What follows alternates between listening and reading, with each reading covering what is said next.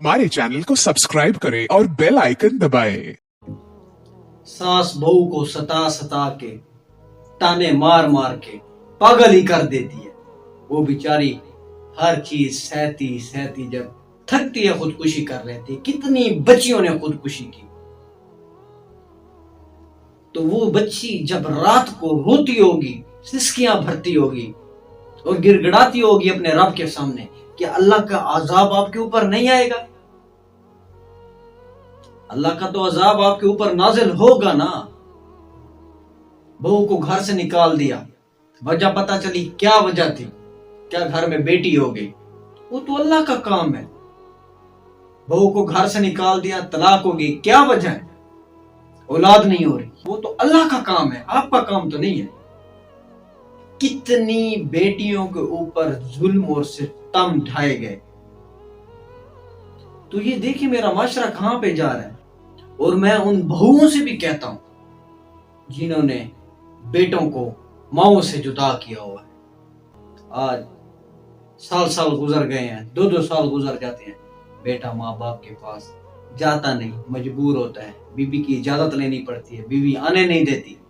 वो बहुएं जिन्होंने बेटों को जुदा किया हुआ है, खानदानों को तोड़ा हुआ है, तो उनसे भी मैं कहता हूं खुदारा इस चीज से निकले।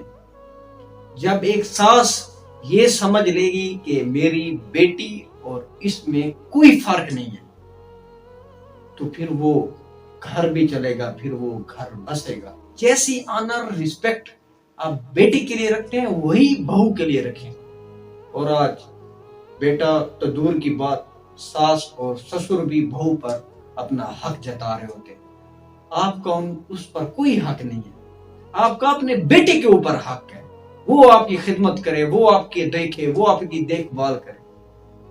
तो आजकल हमारे माशरे में ये चल रहा है कि सास और ससुर ने बहुओं पर हक जताए हुए हैं।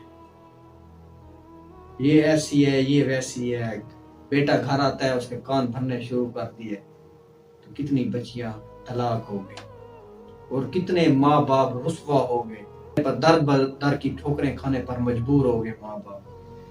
तो इस गंदी खलाजत से निकले बाहर, इस गंदे सिस्टम से निकले बाहर, और ये सोचें जो बीज आज हमने बोया है कल काटेंगे भी कोई। आज अगर सास बहू के साथ कर रही है, कल उसकी बेटी के साथ होगा। आज अगर बहू कर रही है सास के साथ, तो कल उसने भी सास बनना है, कल उसी के साथ ये सारा मामला होगा। 20 साल आगे चले जाएं, आगे की सोचें। तो खुदारा इस चीज से निकले। बड़ा जुल्म हो रहा है, बड़ा सितम हो रहा है, ना जाने कितनी बच्चियां तलाक हो गई, रुस्वा हो गई। और बातें जहलियत की बातें, कहने को तो हम मुसलमान हैं लेकिन हमारी बातें जहलियत की बातें। तलाक की वजह पूछी, क्या वजह है, मेरी माँ को तंग कर रही है, तलाक दे दे। तो इस चीज से निकले जरा। हमारे नबी के ये अखलाक नहीं थे, हमने कलमा पढ़ा है। आप अपने नबी को फॉलो करें, अपने नबी की जिंदगी को देखें कि उनकी जिंदगी क्या थी। अगर आज हम जुल्म कर रहे हैं, तब तलाक मौत नहीं आएगी जब तक उस जुल्म का आपसे इसी दुनिया में हिसाब नहीं लिया जाएगा। तो जालिम की मिसाल ये है, जालिम ना बने, प्यार करने वाले बने, रहम करने वाले बने, तोड़े नहीं। अगर आपकी बहू है, बेटी है, बेटा है, जो भी आपके घर में जितने भी फर्द है, वो आपके एक एक जिस्म का हिस्सा है। और उन हिस्सों को अपने आप से जुदा ना करें, उन रिश्तों में फूट ना लाएं। बेटे के लिए कुछ अलहदा सोच रहे हैं तो बहू के लिए कुछ अलहदा सोच रहे हैं, बेटी के लिए कुछ और सोच रहे हैं तो बेटे के लिए कुछ और। बराबरी में रखें। जब आप इनको बराबरी में रखना शुरू करेंगे, तब आपकी जिंदगी में ये डिस्टर्बेंस क्रिएट नहीं होगी, ये मामलात नहीं होंगे। इन मामलात की वजह ही यही है कि आपका फर्क और आपकी ज्यादतियां, आपका जुल्म। तो इस चीज से निकल आए। कितनी बच्चियां घर बैठी हैं और उसकी वजह क्या बना, उसकी वजह ही उनके माँ बाप थे। नहीं, हम इस दुकानदार से रिश्ता नहीं करेंगे, नहीं ये कम कमाता है, हाँ इसकी 20 लाख सैलरी है, हम इसी से करेंगे। वो शराब पीता हो, वो जो कुछ भी करता हो, उसकी जॉब है, उसकी 20 लाख सैलरी है, हम इसी को अपनी बेटी देंगे। और वो फिर उसके बदले बेटी को मारता है, पीटता है, फिर हम चुप, اور جب بیٹی طلاق ہو کے آتی ہے پھر ہم کہتے ہیں کہ بڑا ظالم انسان تھا. بڑا ظالم انسان وہ نہیں تھا، بڑے ظالم انسان آپ تھے. آپ نے پیسے دیکھ کر اس کے بیٹی اپنی اس کو تھام دی، دے دی بیٹی. تو خدا را اس نظام سے نکلیں. اللہ نے یہ نہیں کہا تھا کہ جس کی شاپ ہو اسے رشتہ نہیں دینا. اللہ نے یہ نہیں کہا تھا کہ کوئی مزدور ہے تو اسے رشتہ نہ دو، اس کے ساتھ بیٹی کا رشتہ نہ کرو. اللہ نے یہ بھی نہیں کہا تھا کہ کوئی اگر چھوٹا موٹا بزنس کر رہا ہے تو اس کو بیٹی نہ دو.